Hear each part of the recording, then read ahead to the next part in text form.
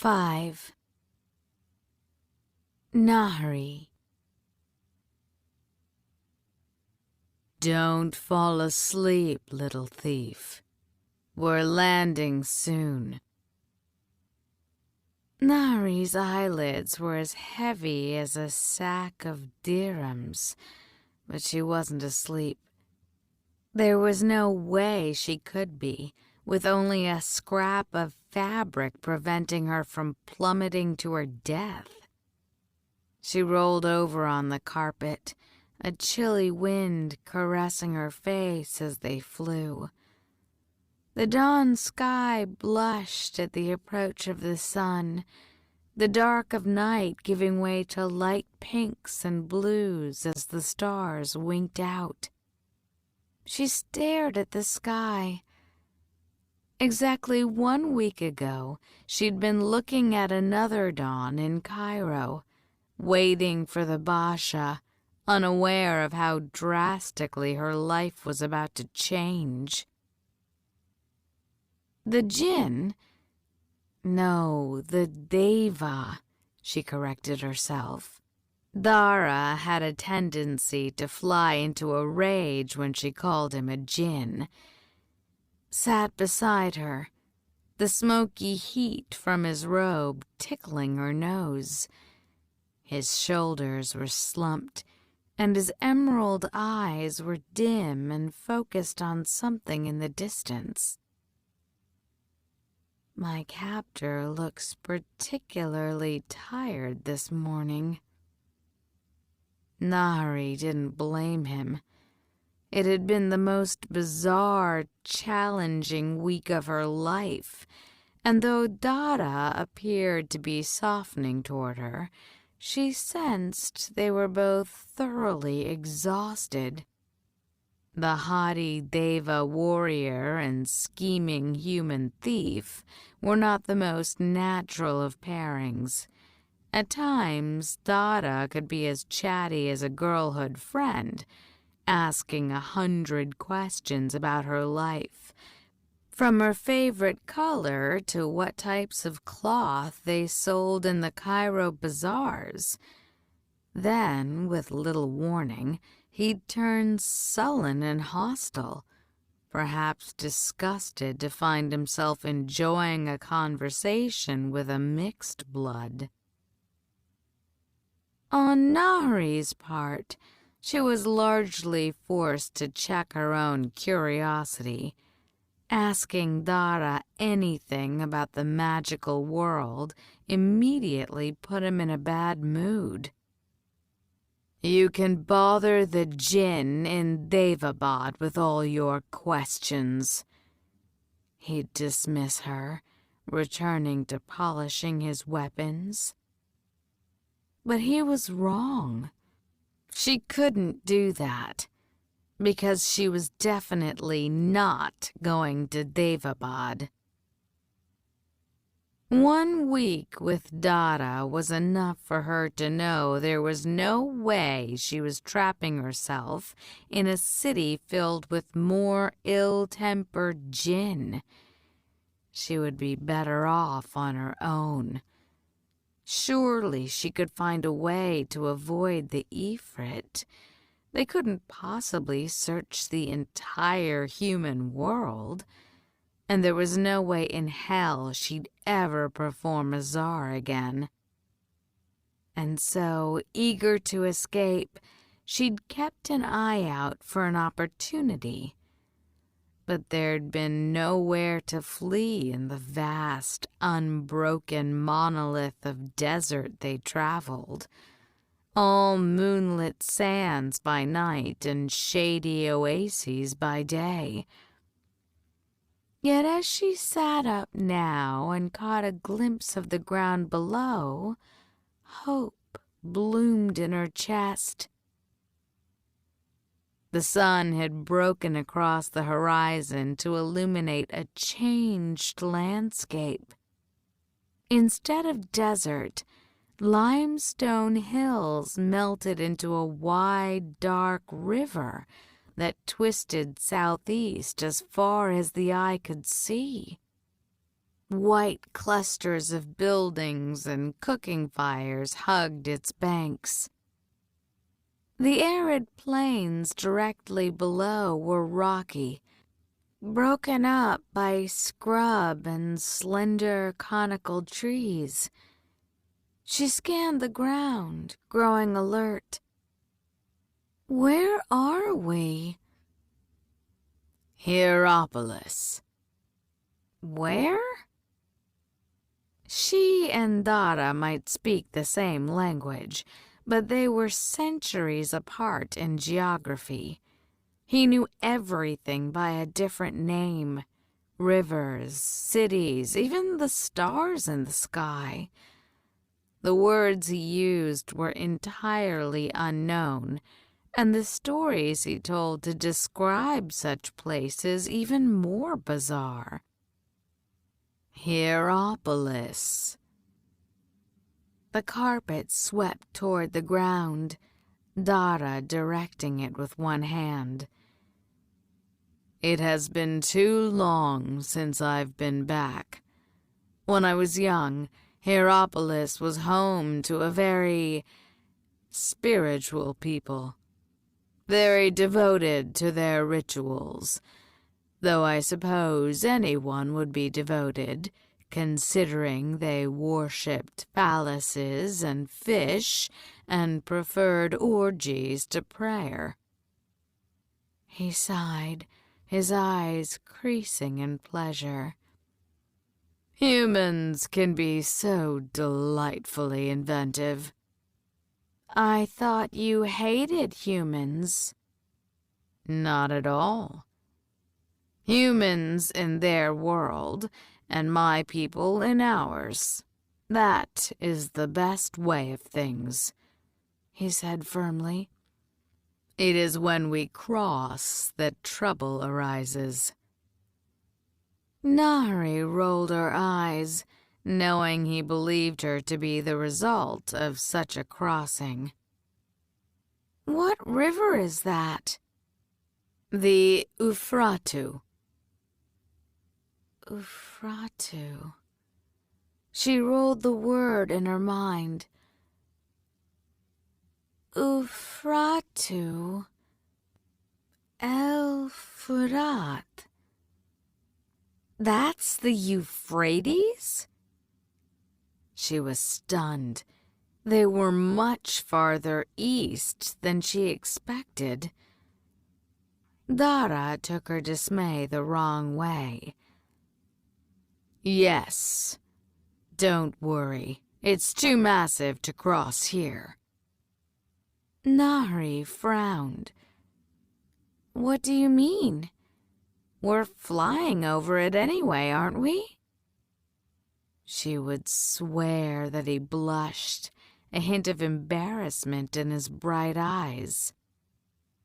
I don't like flying over that much water, he finally confessed, especially when I'm tired. We'll rest, then fly farther north to find a better spot. We can get horses on the other side. If Haizur was right about the enchantment I used on the rug being easy to track, I don't want to fly much farther on it. Nahri barely heard what he said about the rug, her mind racing as she appraised the dark river. This is my chance, she realized. Dara might refuse to talk about himself, but Nahri had studied him all the same, and his confession about flying over the river confirmed her suspicion. The Deva was terrified of water. He'd refused to put even a toe in the shady pools of the oases they visited, and seemed convinced she was going to drown in the shallowest of ponds, declaring her enjoyment of water unnatural, a shafit perversion. He wouldn't dare cross the mighty Euphrates without the carpet. He probably wouldn't even go near its banks. I just need to get to the river. Nahri would swim its whole damn length if that was the only way to freedom. They landed on the rocky ground, and her knees slammed into a hard lump. She cursed, rubbing it as she climbed to her feet to look around. Her mouth dropped open. "When did you say you last visited?" They hadn't landed on rocky ground. They'd landed on a flattened building. Broken and bare marble columns lined the avenues, most of which were missing sections of paving stones. The buildings were destroyed, though the height of a few remaining yellowed walls hinted at previous glory. There were grand arched entrances that led to nothing, and blackened weeds and brush growing between the stonework and snaking up the columns. Across from the rug, an enormous stone pillar the color of washed sky lay smashed on the ground. Carved into its side were the grimy contours of a veiled woman with a fishtail. Nahri moved away from the rug and startled a dust-colored fox. It vanished behind a crumbling wall. She glanced back at Dada.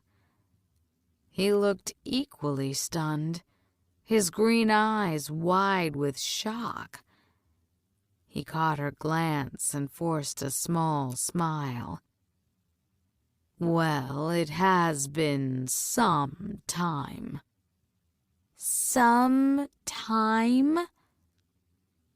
She gestured to the abandoned remains surrounding them. Across the broken road was an enormous fountain filled with murky black water.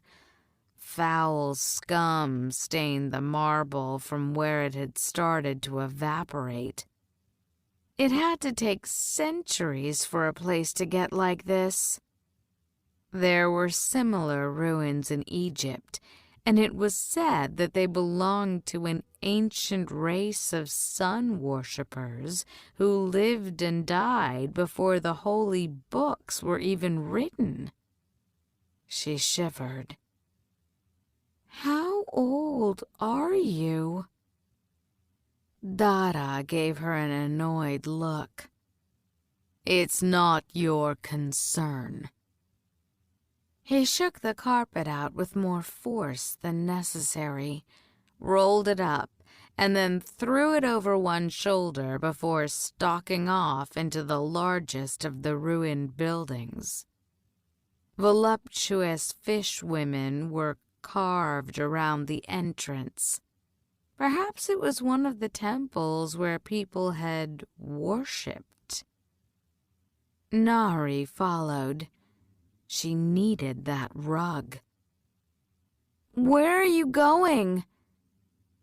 She stumbled over a broken column, envying the graceful way the Deva moved over the uneven ground, and then paused as she entered the temple, dazzled by the grand decay. The temple's roof and eastern wall were gone, opening the ruin to the dawn sky. Marble pillars stretched far above her head, and crumbled stone walls outlined what must once have been an enormous maze of different rooms. Most of the interior was gloomy, shaded by the remaining walls and a few determined cypress trees that split through the floor.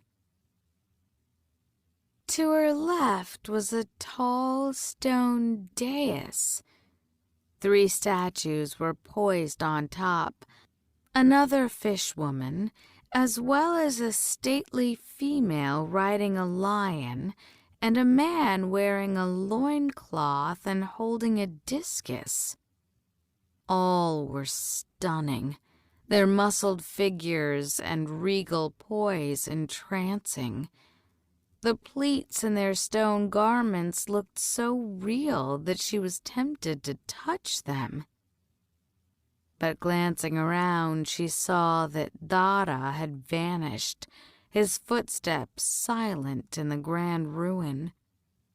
Nahri followed the trail he'd made in the thick layer of dust coating the floor. Oh. A small sound of appreciation escaped her throat. The large temple was dwarfed by the enormous theater she entered. Hundreds, perhaps thousands of stone seats were carved into the hill in a semicircle, surrounding the large stage upon which she stood. The Deva stood at the edge of the stage. The air was still and silent, save for the early morning trill of songbirds. His midnight blue robes smoked and swirled about his feet, and he'd unwrapped his turban to let it fall to his shoulders, his head covered only by the flat charcoal cap. Its white embroidery shone pink in the rosy morning light.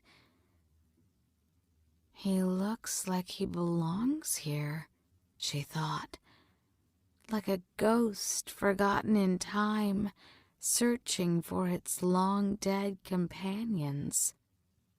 Judging from the way he spoke of Daevabad, Nahri assumed him to be some sort of exile.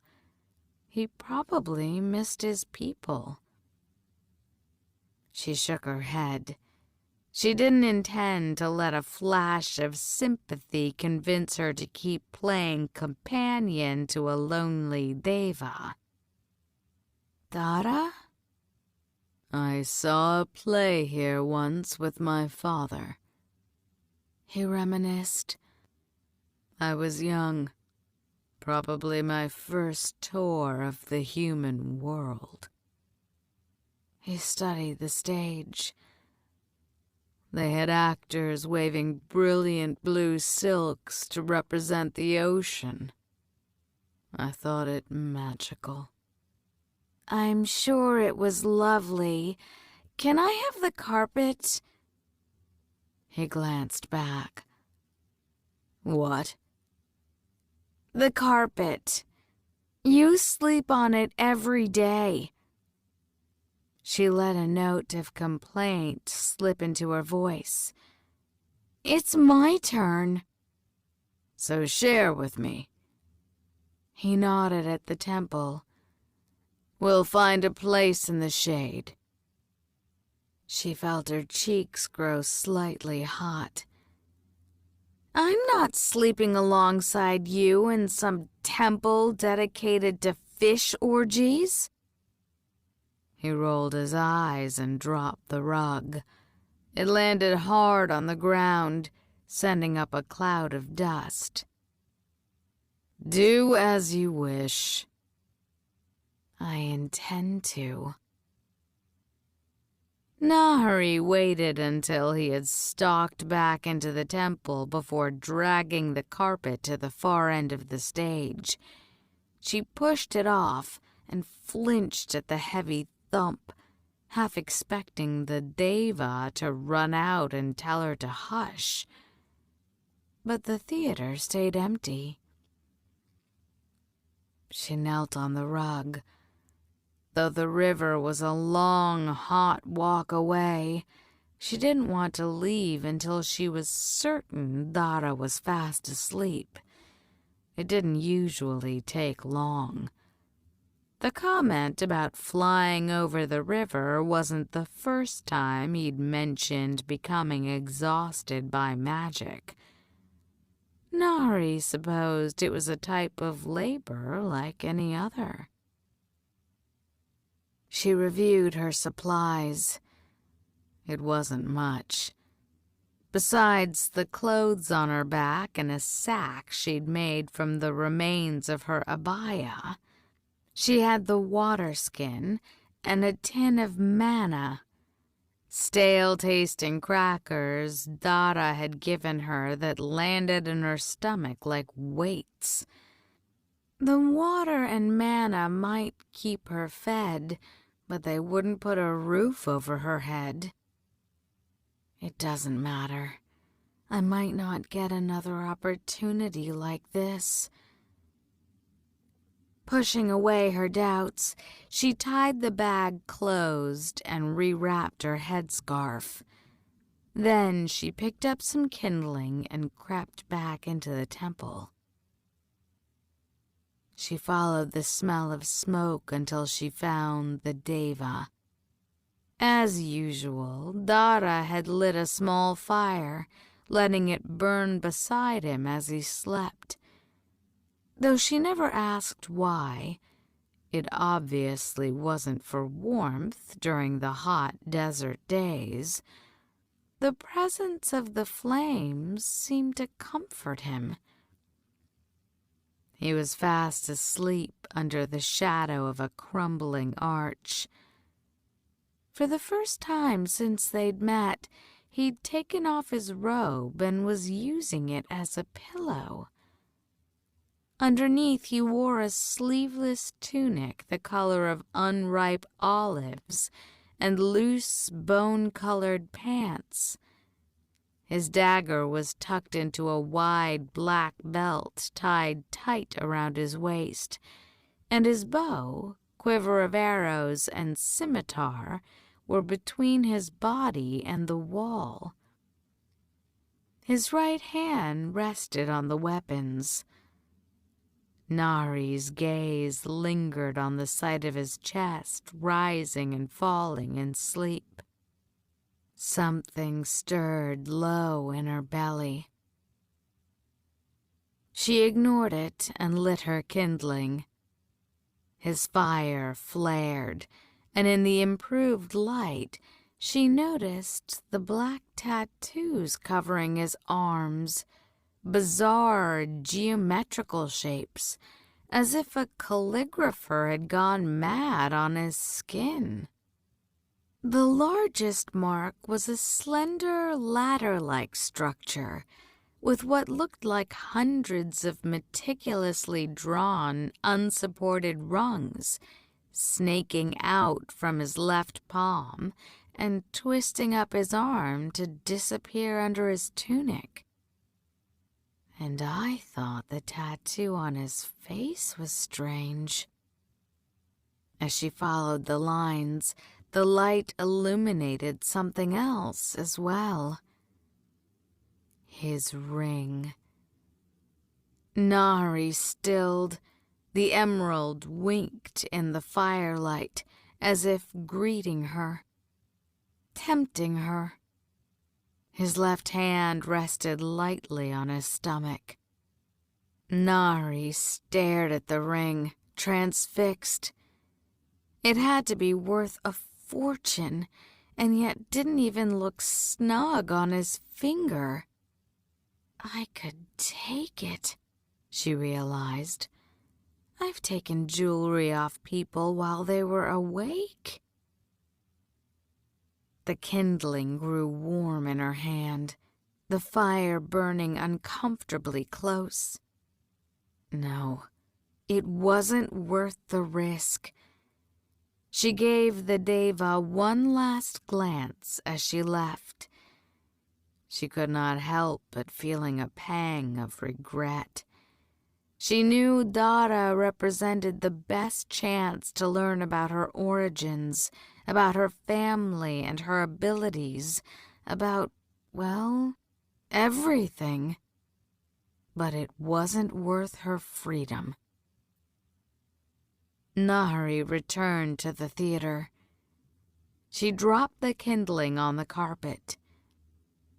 Years in a tomb and a week in the desert air had sucked out every drop of moisture from the old wool. It burst into flames like it had been doused in oil.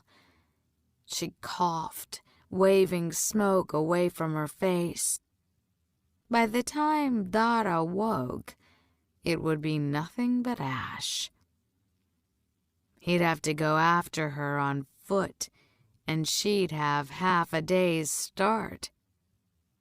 "Just make it to the river," she whispered to herself.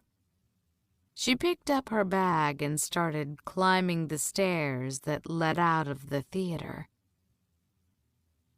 The bag was pathetically light, a physical reminder of how dire her circumstances were. "I'm going to be nothing. People will laugh when I say I can heal." Yagub's willingness to partner with her was rare, and that was after she'd already established a reputation as a healer, a reputation that had taken years of careful cultivation. But she wouldn't have to worry if she had that ring. She could sell it, rent a place so she wouldn't have to sleep on the street, buy medicines to use in her work, materials with which to make amulets. She slowed, not even halfway up the steps. "I'm a good thief. I've stolen far more challenging things." And Dara slept like the dead. He hadn't even awakened when Haizur nearly landed on him. "I'm a fool," she whispered, but she was already turning around, running lightly down the steps and past the blazing carpet. She crept back into the temple, winding her way around the collapsed columns and smashed statues. Dara was still fast asleep. Nahri carefully put down her bag and freed the water skin. She sprinkled a few drops on his finger, her heart racing as she watched for any reaction. Nothing. Moving cautiously, she gently pinched the ring between her thumb and index finger. She pulled. The ring pulsed and grew hot. A sudden pain blossomed in her head. She panicked and tried to let go, but her fingers wouldn't budge. It was as if someone had seized control of her mind. The temple vanished, and her vision blurred, replaced by a series of smoky shapes that quickly solidified into something entirely new. A parched plain under a blinding white sun. I study the dead land with a practiced eye. This place had once been grassy and green, rich with irrigated fields and orchards, but my master's army trampled all signs of fertility, leaving nothing but mud and dust. The orchards are stripped and burned, the river poisoned a week ago, in hopes that it would drive the city to surrender. Unseen by the humans around me, I rise in the air like smoke to better survey our forces. My master has a formidable army, thousands of men in chain and leather, dozens of elephants and hundreds of horses. His archers are the best in the human world, honed by my careful instruction, but the walled city remains insurmountable. I stare at the ancient blocks, wondering at how thick they are, how many other armies they have repulsed. No battering ram will bring them down. I sniff carefully. The stench of famine scents the wind. I turn to my master. He is one of the largest humans I've ever encountered. The top of my head barely comes to his shoulders. Unable to deal with the heat of the plains, he is constantly pink and wet and utterly disagreeable. Even his ruddy beard is damp with sweat, and his ornately filigreed tunic stinks. I wrinkle my nose. Such a garment is frivolous in a time of war. I settle to the ground next to his horse and look up at him. "Another 2 to 3 days," I say, tripping over the sounds. Although I've belonged to him for a year, his language is still strange to me, full of harsh consonants and snarls. They cannot hold out much longer. He scowls and caresses the hilt of his sword. "That is too long. You said they'd be ready to surrender last week." I pause, the impatience in his voice causing a small knot of dread to grow in my stomach. I do not want to sack this city. Not because I care about the thousands who will die. Centuries of slavery have cultivated a deep hatred for humans in my soul, but because I do not wish to see the sack of any city. I do not want to see the violence, to imagine how my beloved Daevabad suffered a similar fate at the hands of the Katanis. It is taking longer because they are courageous, my lord.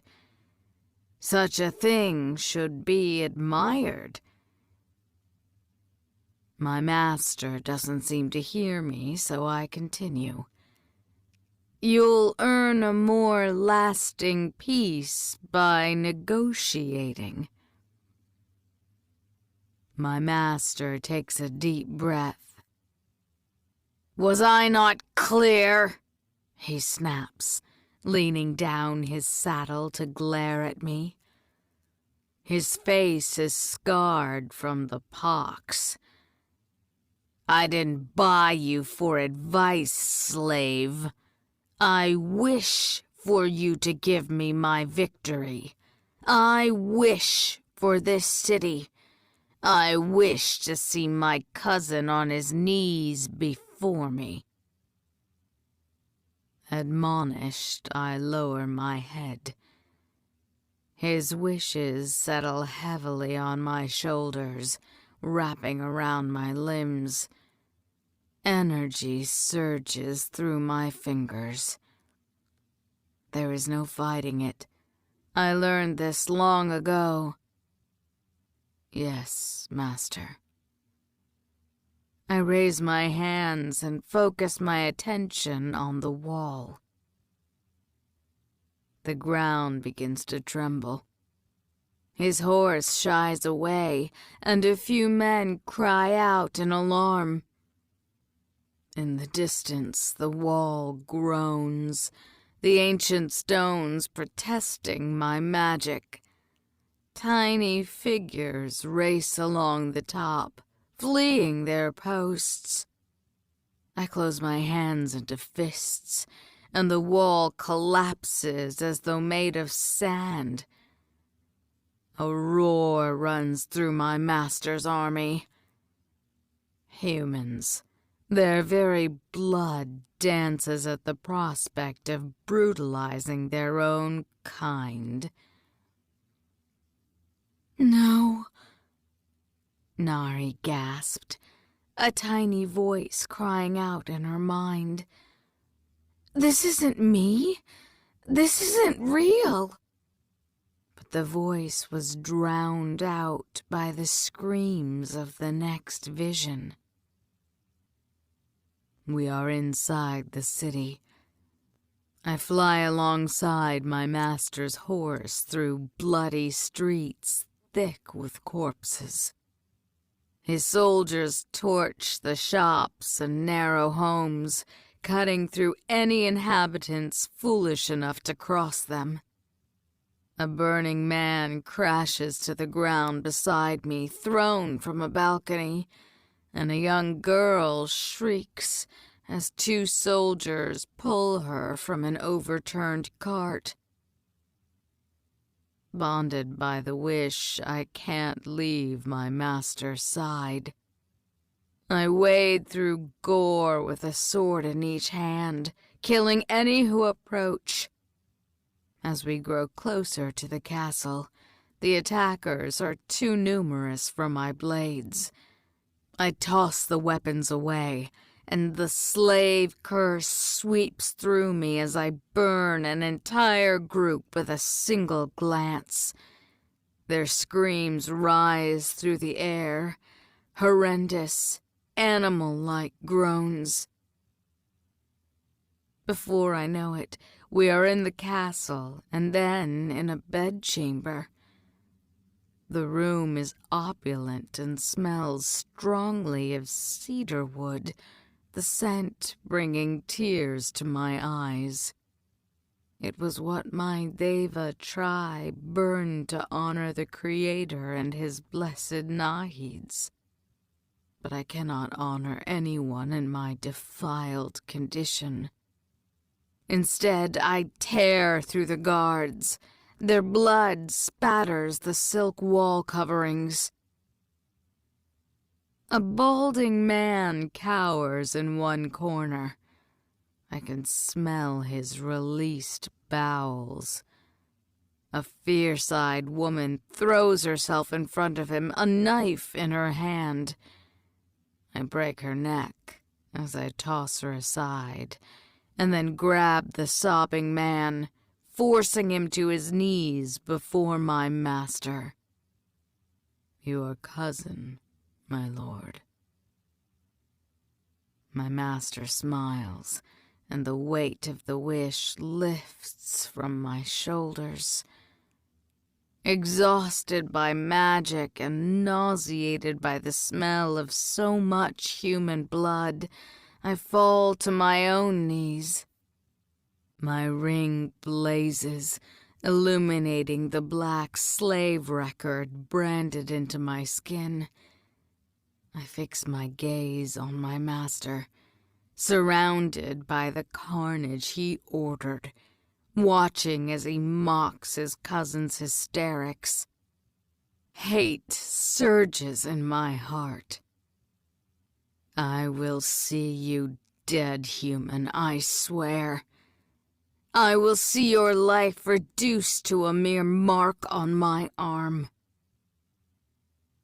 The bedchamber dissolved before Nahri's eyes as her fingers were pried off the ring, her hand wrenched away so hard that she fell back against the stone floor.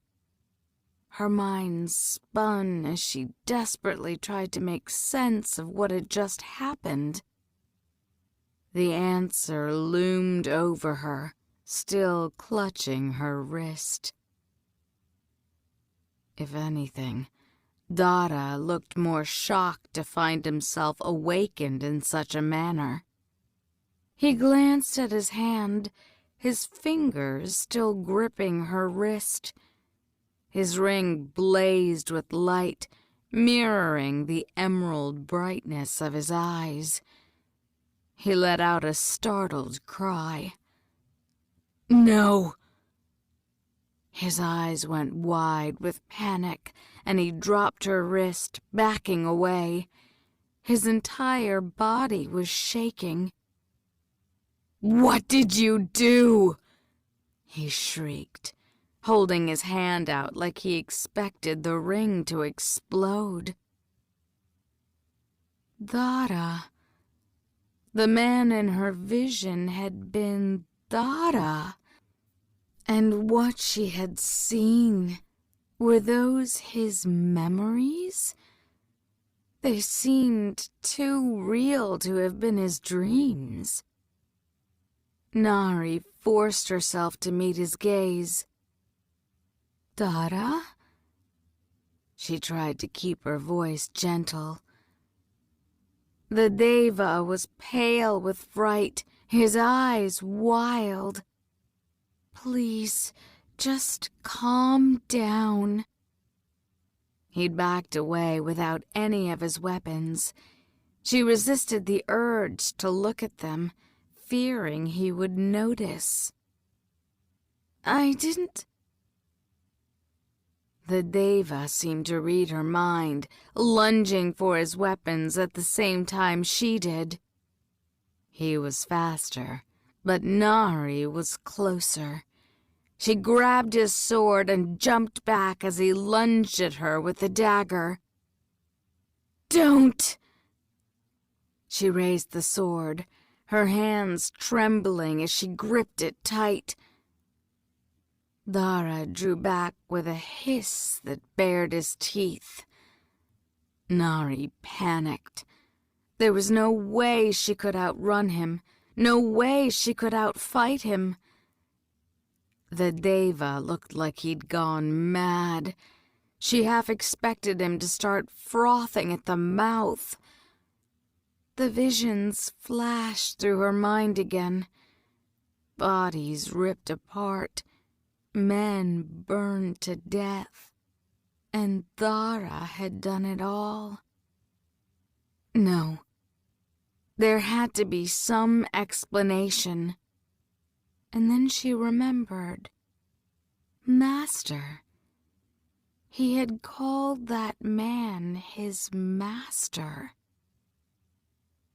He's a slave. All the stories Nahri had heard about the djinn raced through her mind, and her mouth fell open in shock. A wish-granting djinn slave. The realization didn't improve her situation. "Dara, please. I don't know what happened, but I didn't mean to hurt you, I swear." His left hand was pressed to his chest, the ring next to his heart, if Devas had hearts. He held the dagger out with his right, circling her like a cat. He closed his eyes for a moment, and when he opened them, some of the wildness had dissipated. "No. He swallowed, looking close to tears. "I'm still here." He took a shaky breath, relief flooding into his face. "I'm still free." He leaned heavily against one of the marble columns. "But that city," he choked out. "Those people." He slid to the floor, dropping his head into his hands. Nahri didn't lower the sword. She had no idea what to say, torn between guilt and fear. I'm sorry," she finally said. "I just wanted the ring. I had no idea." "You wanted the ring?" He glanced up sharply, a hint of suspicion stealing back into his voice. "Why?" Telling the truth seemed safer than his assuming some type of magical malice on her part. "I was trying to steal it," she confessed. I was," she corrected, realizing there was no way she was getting free now. "Trying to escape." "Escape?" He narrowed his eyes. "And you needed my ring for that?" "Have you seen the size of it?" She let out a nervous laugh. "That emerald could get me back to Cairo with money to spare." He gave her an incredulous look and then shook his head. "And the glory of the Nahids continues." He climbed to his feet, seemingly unaware of how quickly she backed away. "Why would you even want to escape? Your human life sounds dreadful." "What?" she asked, offended enough to momentarily forget her fear. "Why would you say that?" "Why?" He picked up his robe and whirled it around his shoulders. "Where do I even start? If simply being human isn't wretched enough, you had to lie and steal constantly to survive. You lived alone with no family and no friends, in unceasing fear you'd be arrested and executed for sorcery." He blanched. "And you'd return to that over Daevabad?" "It wasn't that bad," she insisted, taken aback by his answer. All those questions he'd asked about her life in Cairo, he really had been listening to her answers. "My abilities gave me a lot of independence, and I had a friend," she added, though she wasn't certain Yagub would agree with that definition of their relationship. "Besides, you act as if I'm facing something better. Aren't you turning me over to some Jinn king who murdered my family?" "No," Dada said, adding somewhat more hesitantly. "It was not technically him. Your ancestors were enemies, but Haizur spoke correctly." He sighed. "It was a long time ago," he added lamely, as if that explained everything. Nahri stared. "So being delivered to my ancestral enemy is supposed to make me feel better?" Dara looked even more annoyed. "No, it's not like that." He made an impatient noise. "You're a healer, Nahri. The last of them. Daevabad needs you as much as you need it, maybe even more." He scowled. "And when the Jinn learn I was the one who found you? The scourge of Qaizi, forced to play nursemaid to a mixed blood?" He shook his head. "The Katanis are going to love it. They'll probably set you up in your own wing of the palace." "My own wing of the what?" "The scourge of Qaizi?" she asked instead. "An endearment I've earned from them." His green gaze settled on the sword still clasped in her hands. "You don't need that. I'm not going to hurt you." "No?" Nahri arched an eyebrow. "Because I just saw you hurt a whole lot of people." "You saw that?" When she nodded, his face crumpled. "I wish you hadn't." He crossed the floor to retrieve her bag, dusting it off before handing it back. "What you saw, I didn't do those things by choice." His voice was low as he turned back and picked up his turban cloth. Nahri hesitated. "In my country, we have stories of jinn. Jinn who are trapped as slaves and forced to grant wishes to humans." Dara flinched, his fingers fumbling as he rewound his turban. "I'm not a jinn." "But are you a slave?"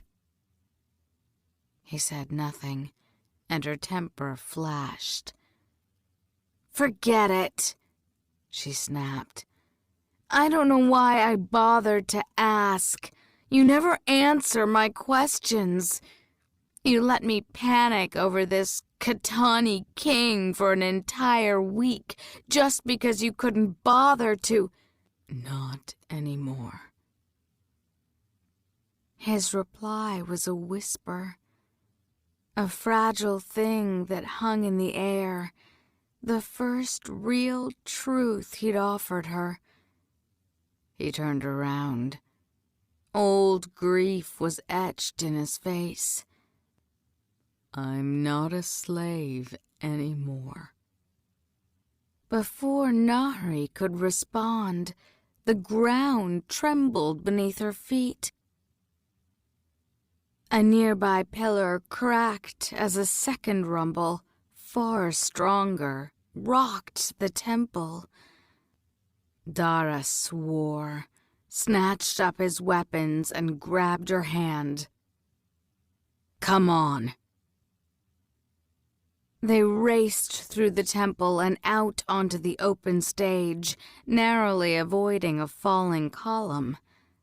The ground shook harder, and Nahri gave the theater a nervous glance, looking for signs of the recently risen dead. "Maybe this one's an earthquake?" "So soon after you used your powers on me?" He searched the stage. "Where's the carpet?" She hesitated. "I may have burned it." Dara whirled on her. "You burned it?" "I didn't want you to follow me." "Where did you burn it?" he asked, not even waiting for an answer before sniffing the air and racing toward the edge of the stage. By the time she caught him, he was crouching in the glowing embers, his hands pressed against the carpet's ashy remains. "Burned it," he muttered. "By the Creator, you really don't know anything about us." Little worms of white, bright flame crawled out from under his fingers, reigniting the ash and twisting together into long ropes that grew and stretched under his feet. As she watched, they quickly multiplied, forming a fiery mat roughly the same size and shape as the carpet. The fire flashed and died, revealing the tired colors of their old rug. "How did you do that?" she whispered. Dara grimaced as he ran his hand over the surface. It won't last long, but it should get us across the river. The ground rumbled again, and a groan came from inside the temple, the sound all too familiar. Dara reached for her hand. She backed away. His eyes flashed with alarm. "Are you mad?" "Probably." Nahri knew what she was about to do was risky, but she also knew the best time to negotiate was when your mark was desperate. "No, I'm not getting on that rug unless you give me some answers." There was another loud, vaguely human shriek from inside the temple. The ground shook harder, and a crack raced across the high ceiling.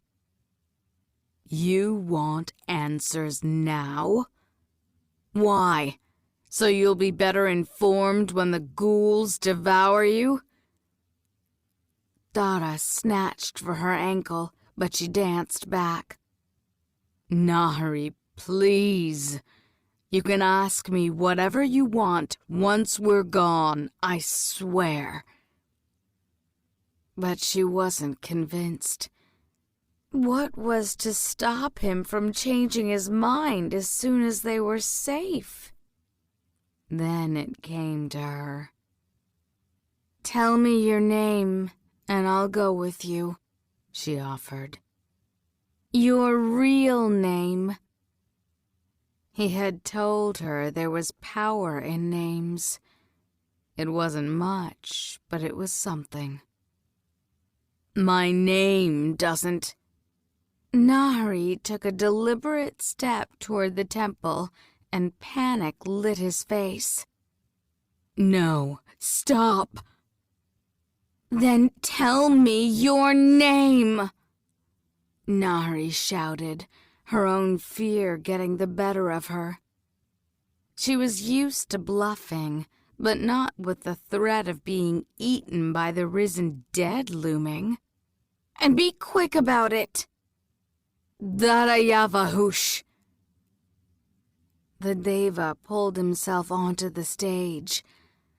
"Daevabad Afshin is my name. Now get over here." Nahri was certain she couldn't have repeated that correctly, even if she'd been paid. But as the ghouls screamed again, and the smell of rot swept past her face, she decided it didn't matter. He was ready for her, grabbing her elbow and pulling her down on the rug as he landed lightly beside her. Without another word, the carpet rose in the air, sweeping over the temple's roof, as 3 ghouls stumbled out onto the stage. Dara was thoroughly riled by the time they'd risen above the clouds. "Do you have any idea how dangerous that was?" He threw up his hands.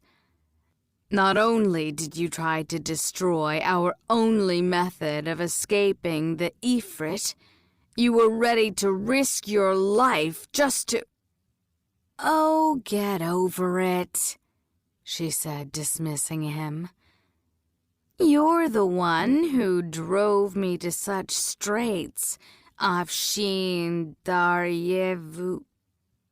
Dara will continue to do just fine," he interrupted.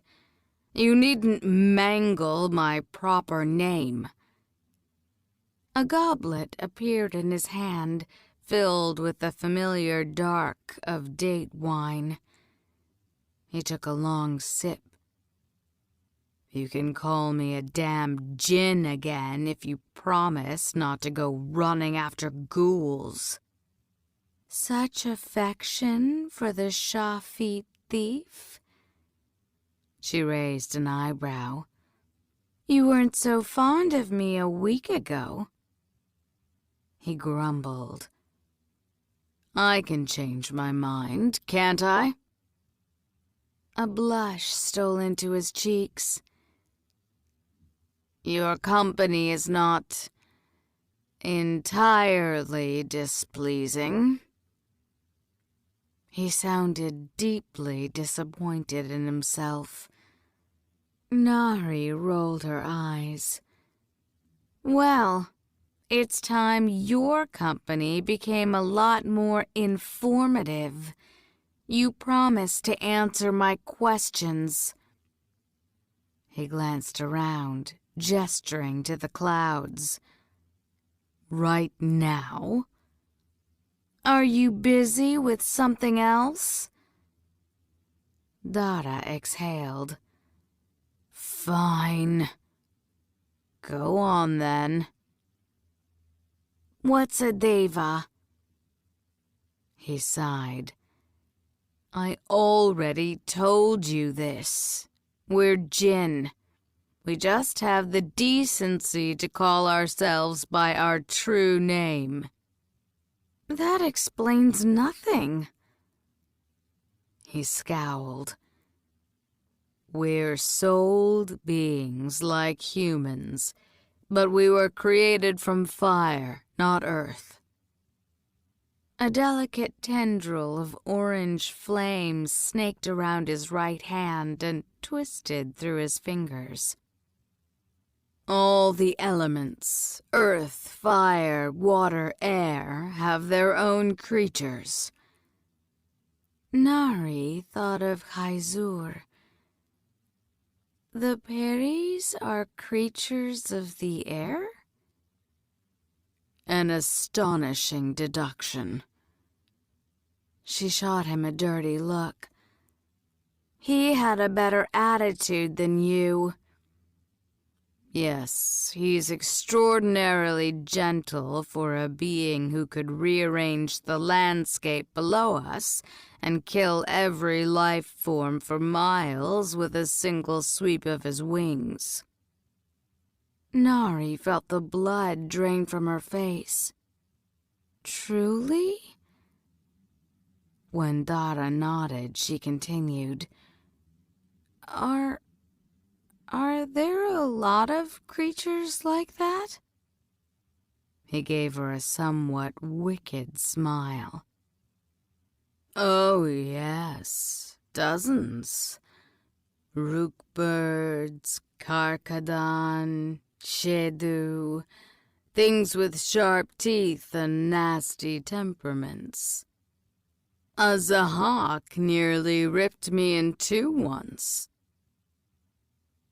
She gaped at him. The flame playing around his finger stretched into an elongated lizard that belched a fiery plume. Imagine a fire-breathing serpent with limbs. They're rare, thank the Creator, but don't give much warning when they attack. And humans don't notice any of this? Nahri's eyes widened as the smoky beast left Dara's arm and flew around his head. He shook his head. No. Those created from dirt, like humans, usually can't see the rest of us. Besides, most magical beings prefer wild places. Places already empty of your kind. If a human had the misfortune to come across one, they might sense something, see a blur on the horizon or a shadow out of the corner of their eye, but they'd likely be dead before they gave it a second thought. And if they came across a deva? He opened his palm, and his fiery pet flew into it, dissolving into smoke. Oh, we'd eat them.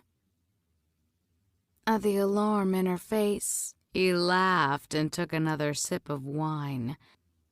A jest, little thief. But Nahri wasn't in the mood for his jokes. "What about the Ifrit?" she persisted.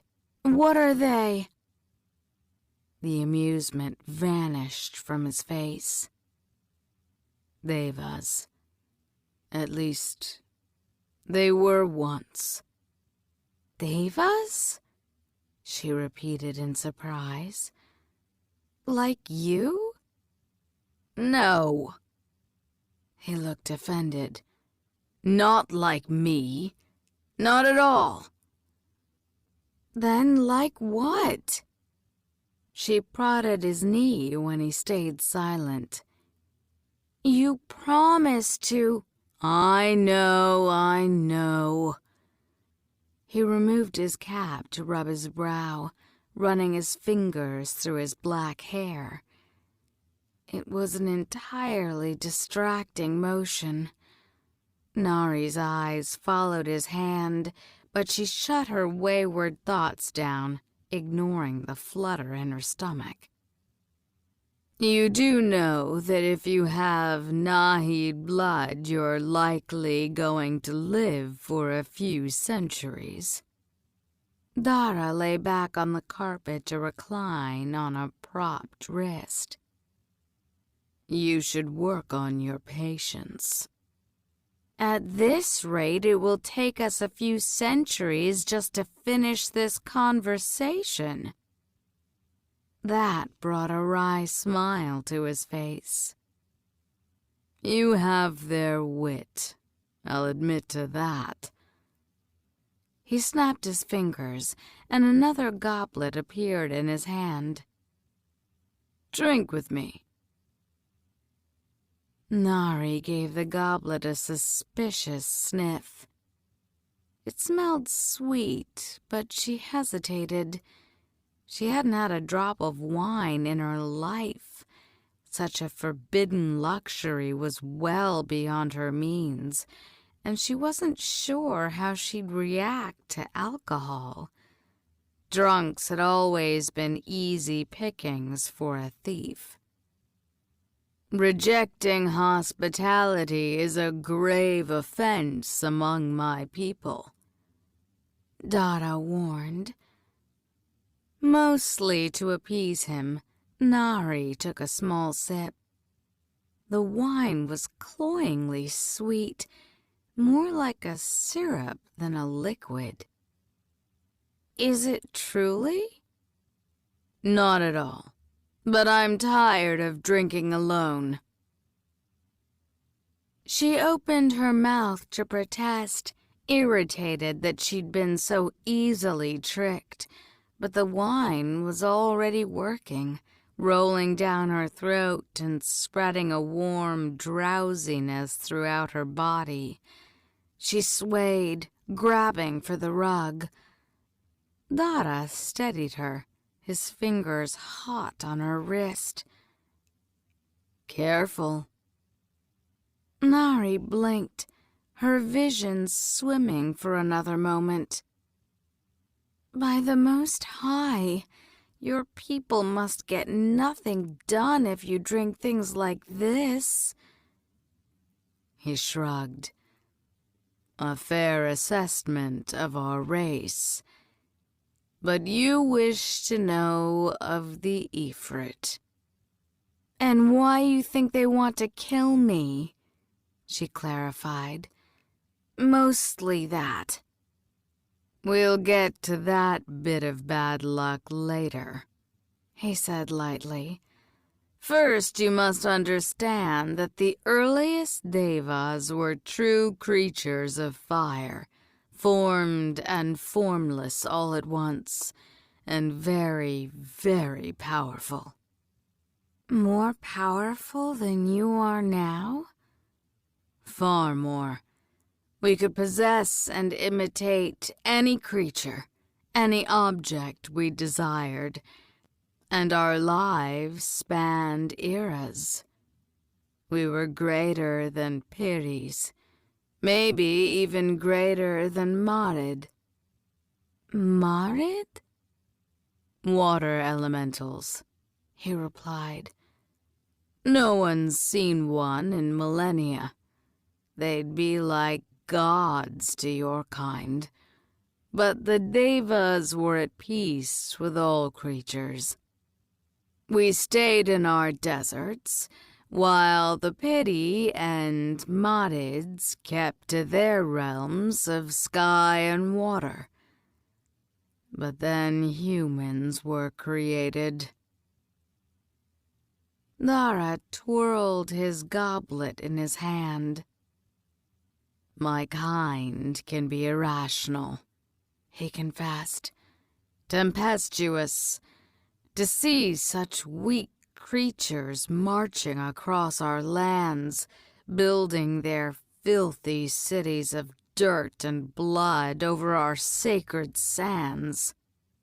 It was maddening. They became a target, a plaything. Goosebumps erupted across her skin. And how exactly did the Devas play?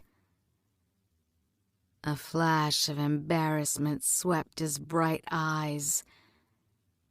In all sorts of ways, he muttered, conjuring up a small pillar of white smoke that thickened as she watched. Kidnapping newlyweds, stirring up sandstorms to confuse a caravan, encouraging... He cleared his throat. You know, worship. Her mouth fell open. So the darker stories about Jinn really did have their roots in truth. No, I can't say that I do know. I've never murdered merchants for my own amusement. Ah, yes, my thief. Forgive me for forgetting that you are a paragon of honesty and goodness. Nahri scowled. So what happened next? Supposedly, the Pity ordered us to stop. Dara's smoky pillar undulated in the wind at his side. Haizur's people flew to the edge of paradise. They hear things, at least they think they do. They warned that humans were to be left alone. Each elemental race was to stick to its own affairs. Meddling with each other, especially with a lesser creature, was absolutely forbidden. And the Devas didn't listen? Not in the slightest. And so we were cursed. He scowled.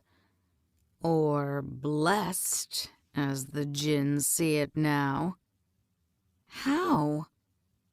A man was called from among the humans to punish us. A hint of fear crossed Dara's face. Suleiman, he whispered. May he be merciful. Suleiman? Nahri repeated in disbelief. As in the prophet Suleiman? When Dara nodded, she gasped. Her only education might have consisted of running from the law, but even she knew who Suleiman was. But he died thousands of years ago. 3,000. Dara corrected. Give or take a few centuries. A horrifying thought took root in her mind. You're not 3,000 years. No, he cut in, his voice terse. This was before my time. Nahri exhaled. Of course. She could barely wrap her mind around how long 3,000 years was. But Suleiman was human. What could he possibly do to a deva? A dark expression flickered across Dara's face. Anything he liked, apparently. Suleiman was given a seal ring, some say by the Creator himself, that granted him the ability to control us. A thing he went about doing with a vengeance after supposedly there was some sort of human war the Devas might have had a part in instigating. Nahri held up a hand. Yes, I'm sure it was a most unfair punishment. What did he do? Dara beckoned the smoky pillar forward. Suleiman stripped us of our abilities with a single word and commanded that all devas come before him to be judged. The smoke spread before them. One corner condensed to become a misty throne, while the rest dissipated into hundreds of fiery figures the size of her thumb. They drifted past the carpet, their smoky heads bowed before the throne. Most obeyed. They were nothing without their powers. They went to his kingdom and toiled for 100 years. The throne vanished, and the fiery creatures swirled into workers heating bricks and stacking enormous stones several times their size. A vast temple began to grow in the sky. Those who made penance were forgiven, but there was a catch. Nahri watched the temple rise, entranced. What was it? The temple vanished, and the devas were bowing again to the distant throne. Suleiman didn't trust us, Dara replied. He said our very nature as shapeshifters made us manipulative and deceitful. So we were forgiven, but changed forever. In an instant, the fire was extinguished from the bowing deva's smoky skin. They shrank in size, and some grew hunched, their spines bent in old age. He trapped us in human-like bodies, Dara explained. Bodies with limited abilities that only lasted a few centuries. It meant that those devas who originally tormented humanity would die and be replaced by their descendants.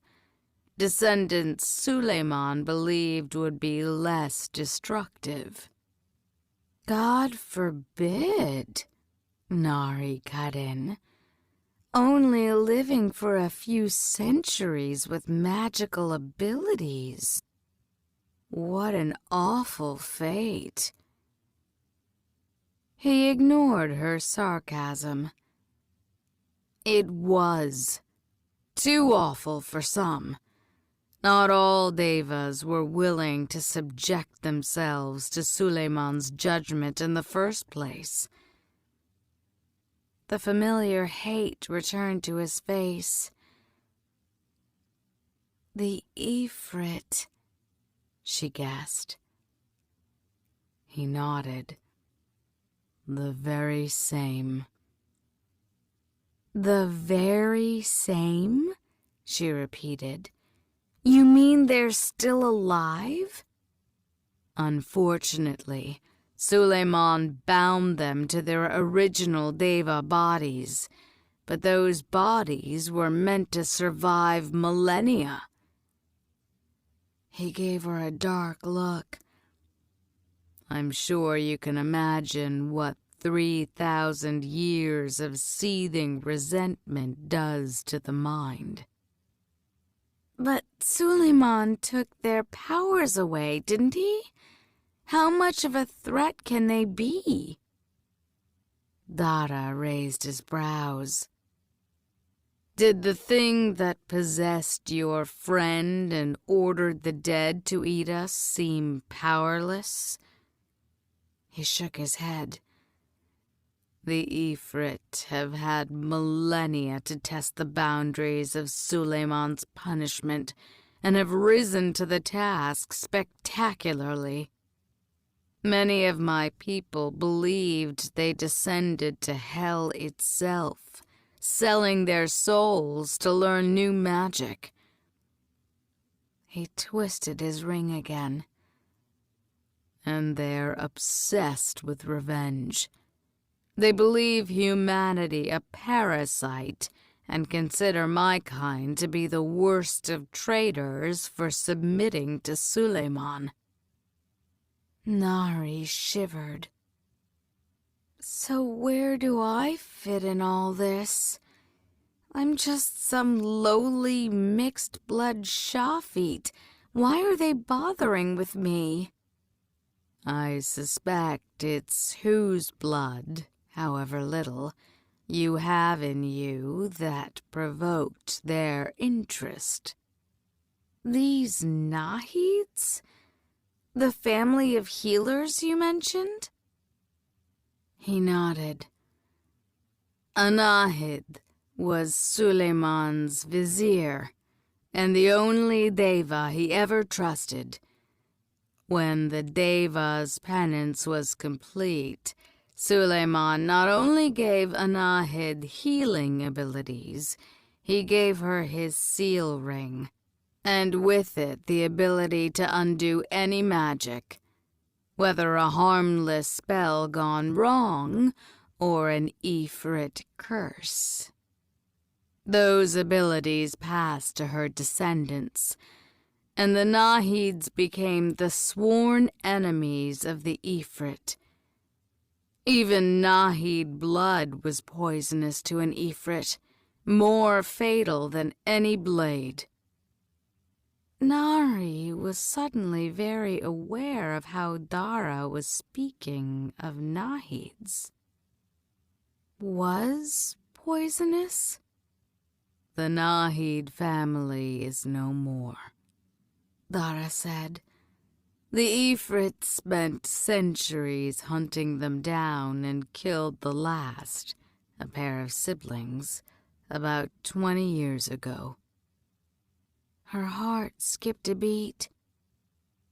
So what you're saying, she started, her voice hoarse, is that you think I'm the last living descendant of a family that a group of crazed, revenge-obsessed former Devas have been trying to exterminate for the last 3,000 years? You wanted to know. She was sorely tempted to push him off the carpet. I didn't think... She trailed off as she noticed ash drifting up around her. She looked down. The carpet was dissolving. Dara followed her gaze and let out a surprised cry. He backed away to a more solid patch in the blink of an eye and snapped his fingers. Its edges smoking, the rug sped up as it descended toward the glistening Euphrates. Nahri tried to appraise the water as they skimmed through the air above it. The current was rough, but not as turbulent as it had been in other spots. She could probably make it to shore. She glanced up at Dara. His green eyes were so bright with alarm that it was difficult to look at his face. "Can you swim?" "Can I swim?" he snapped, as if the very idea offended him. "Can you burn?" But their luck held. They were already at the shallows when the carpet finally burst into burning crimson embers. Nahri tumbled into a knee-high patch of river, while Dara leaped for the rocky shore. He sniffed disdainfully as she staggered toward the riverbank covered in muck. Nahri adjusted the makeshift strap of her bag, and then she stopped. She didn't have Dara's ring, but she had her supplies. She was in the river, safely separated from the Deva by a band of water she knew he wouldn't cross. Dara must have noticed her hesitation. "Still tempted to try your luck alone with the Ifrit?" "There's a lot you haven't told me," she pointed out. "About the djinn, about what happens when we get to Daevabad." "I will. I promise." He gestured at the river, his ring sparkling in the light of the setting sun. "But I've no desire to spend the coming days being looked at like some villainous abductor. If you want to return to the human world, if you wish to risk the Ifrit to return to bartering your talents for stolen coins, stay in the water." Nahri glanced back at the Euphrates. Somewhere across the river, across deserts vaster than seas, was Cairo, the only home she'd ever known. A hard place, but familiar and predictable, completely unlike the future Dara offered. "Or follow me," he continued, his voice smooth. Too smooth. "Find out what you really are, what really exists in this world.